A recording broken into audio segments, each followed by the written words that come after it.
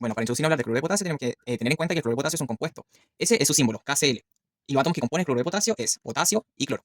Bueno, para tener en cuenta el conteo de protones, electrones, neutrones, hay que seguir esta pequeña formulita, que X es el elemento, que Z es el número atómico, A es el número másico. Entonces, elemento X. El potasio tiene la letra K, entonces el número atómico de potasio es 19, el número másico es 39, y los protones se sacan del número atómico. Entonces, si tengo un número atómico de 19, tengo 19 protones y también tengo 19 electrones, porque electrones y protones tienen el mismo número. Para sacar el neutrón de potasio, tengo que restar el número másico, que en este caso es 39, restarlo al número atómico, que es 19. En este caso me daría 20 neutrones. En el cloro, lo mismo. Número atómico, 17. Número másico, 35,5. Protones, 17, porque es el mismo número de el número atómico. Los electrones, lo mismo. Y el neutrones, la pequeña formulita de restar el número másico con el número atómico. Entonces, en este caso sería 35,5 menos 17, y en este caso daría el 18,5 neutrones. Los protones tienen una carga positiva, los electrones una carga negativa, y los neutrones, el mismo nombre lo dice, son neutros. Bueno, para obtener la configuración electrónica del potasio y el cloro, que estos dos átomos al juntarse forman el cloro de potasio, tenemos que entender que la configuración electrónica explica cómo los electrones se distribuyen en los diversos orbitales y niveles de un átomo. Entonces, para esto se sigue esta tablita, que aquí se ve de mejor manera, que explica que los subniveles existen, subnivel S, P, D y F. Y los niveles. Entonces aquí se encuentran todos los subniveles S, los P, los D, los F, y cuántos electrones caen. Aquí están los 2, los P almacenan 6, las D los 10 y la F los 14. Entonces, en la configuración electrónica se saca el número atómico, que el potasio habíamos dicho anteriormente que es 19, y la configuración electrónica es esta. Siempre se sigue en diagonal. Entonces sería 1s2, 2s2, el 2p6, el 3s2, el 3p6. Y aquí ocurre algo que no llega al átomo completo, que es un número atómico 19, sino que hay que quitarle 1. Si termina en 4s2, para que llegue al 19 es 4s1. Y este sería el electrón diferencial que se encuentra en el orbital 4s1. Bueno, y el cloro, de la misma manera, su número atómico es 17. Y estos electrones tienen que llegar hasta el número 17, que es obviamente que es representación del cloro. La misma tablita. El potasio había terminado en 4s2, eso quiere decir que se encuentra en el subnivel S y que el diferencial termina en un 1 en vez de un 2.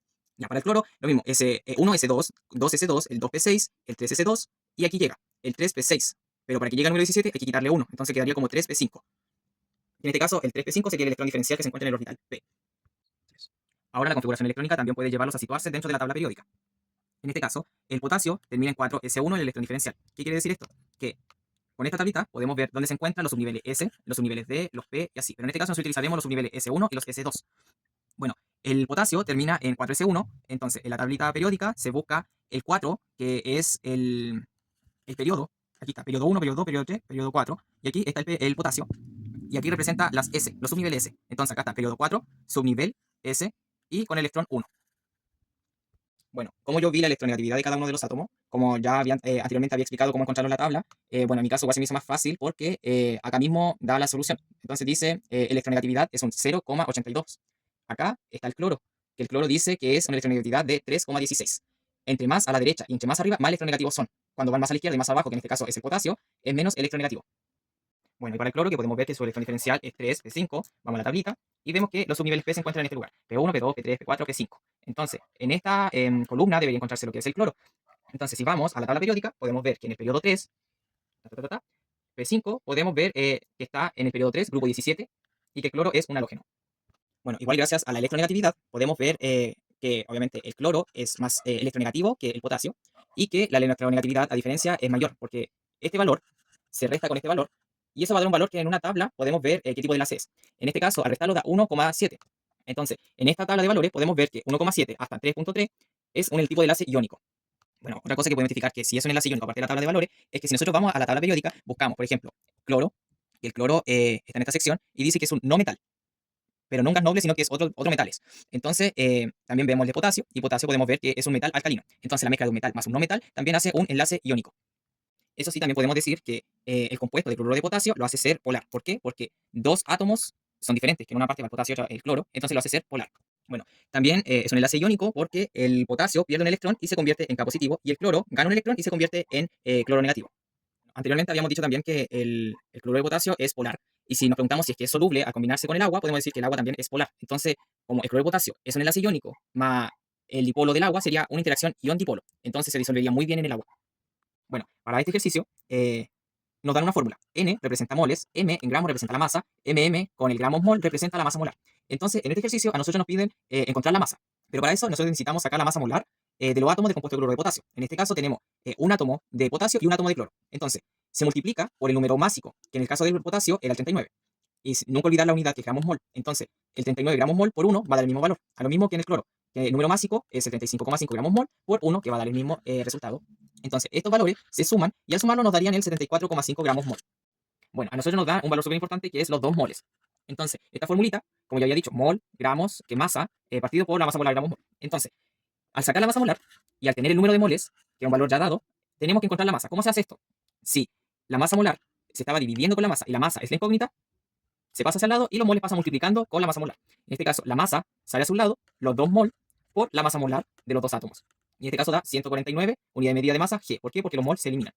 Bueno, para encontrar el número de molécula se necesitan dos cosas. Los mol, que ya fueron entregados, que fueron 2, por el número de Avogadro, que el número de Avogadro es 6,022 por 10 elevado a la 23. Entonces, en este caso solamente se necesita multiplicarse y sería 2 mol por el número de Avogadro y eso da un resultado que sería 1,2044 por 10 elevado a la 24.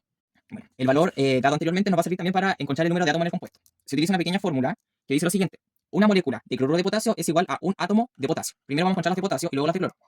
El valor dado anteriormente, que es 1,2044 por 10 elevado a la 24 moléculas de cloruro de potasio, es igual a X. Entonces, ¿qué se tiene que hacer aquí? Ese valor se multiplica por el número de átomos de potasio y se divide por el número de moléculas de cloruro de potasio. Y eso, bueno, el mismo resultado multiplicado por 1 dividido por 1 va a dar siempre el mismo resultado. En este caso tendríamos 1,2044 por 10 elevado a la 24 átomos de potasio. Bueno, y lo mismo se hace para encontrar el número de átomos en el compuesto, pero ahora con el cloro. Entonces, una molécula de cloruro de potasio es igual a un átomo de cloro. 1,2044 por 10 elevado a la 24 moléculas de cloruro de potasio es igual a X. Entonces, este valor se multiplica por un átomo de cloro y se divide en una molécula de cloruro de potasio y va a dar siempre el mismo valor.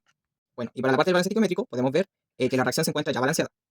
En este caso, en esta parte que están los reactantes y aquí que son los productos, podemos ver que potasio, hay un átomo de potasio, aquí igual hay un átomo de potasio, que en el cloro hay uno, acá también hay uno de cloro, y en plata, en los reactivos también hay uno, y que los productos también hay uno. En nitrógeno se encuentra también uno, y acá uno. Y en el oxígeno hay 3, y el oxígeno de acá también hay 3. Entonces se encuentra balanceada.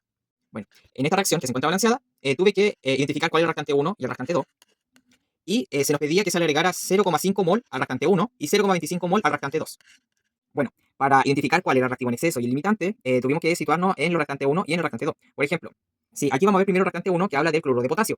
El cloruro de potasio habla de que se le agrega 0,5 mol, que es el reactante 1. Entonces, un mol de cloruro de potasio pasa a un mol de cloruro de plata, que es el producto.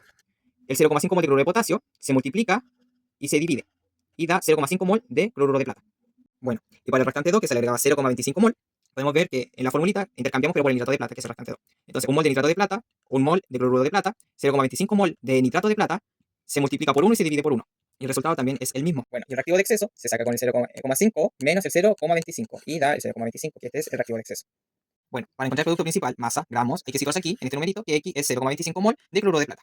Bueno, para el producto principal en masa hay que sacar primero la masa molar de la plata y luego del cloro. Bueno, los valores aquí ya están dados, que la de plata es 107,8 gramos mol y la de cloro, que ya la habíamos tenido anteriormente, que es 35,5 gramos mol. Entonces esto se suma y daría como resultado el 143,3 gramos mol. Bueno, esta formulita, podemos ver que la masa, tenemos que pasar la masa. Entonces, ¿qué se hace? El 0,25 mol se multiplica por el 143,3 que se saca de acá. Bueno, esto se multiplica, se eliminan los mol, quedan los gramos y quedaría como 3,58 gramos. Y eso sería la masa, que es el producto principal.